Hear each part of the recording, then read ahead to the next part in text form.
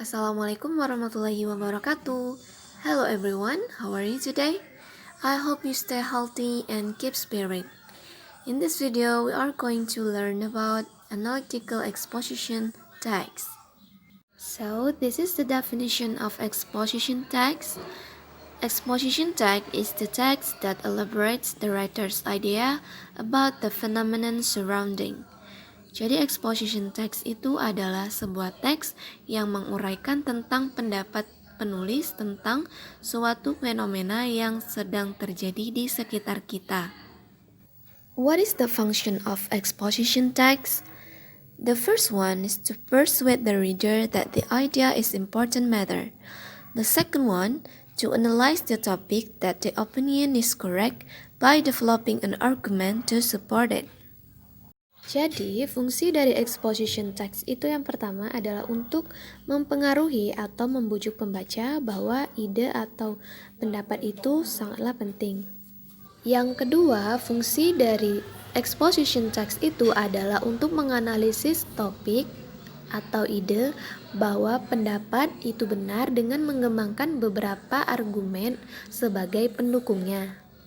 Besides that, the generic structure of exposition text consists of the first one, thesis, to introduce the topic. The second one, an argument, that is to explaining the argument to support the writer's position.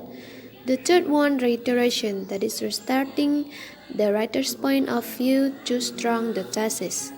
Struktur teks dari exposition itu terdiri dari yang pertama adalah tesis, yakni untuk memperkenalkan topik, yang kedua argumen, menjelaskan pendapat untuk mendukung argumen dari penulis yang disertai dengan bukti dan penjelasan.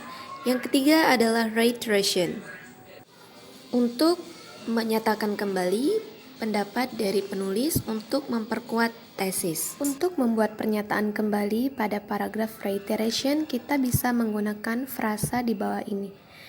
Yang pertama yaitu my conclusion, in conclusion, from the fact above, and I personally believe.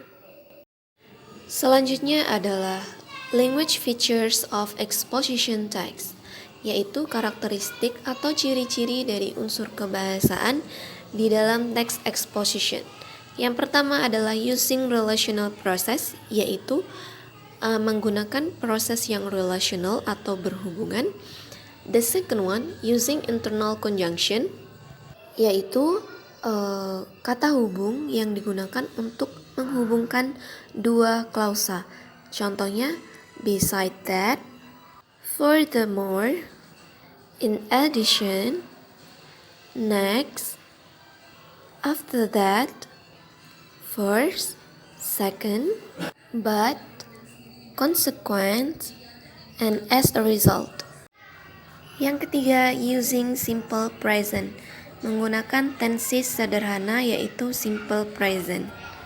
Biasanya, kata kerja yang digunakan adalah kata kerja bentuk pertama. And the last one, using casual conjunction. Contohnya, by, because, as a result, for that reason, despite, due to. Now I will give you an example. This is the example of exposition text. The first paragraph is thesis. The second paragraph is argument. And the last paragraph or the third paragraph is reiteration. Jadi paragraf pertama adalah topik, tesis. Paragraf kedua adalah pendapat atau argumen, dan paragraf ketiga adalah reiteration atau kesimpulan. Well, this is the end of this video. Saya harap kalian bisa memahami materi hari ini. And don't forget to study at home. Always keep spirit and stay safety. Thank you. Wassalamualaikum warahmatullahi wabarakatuh.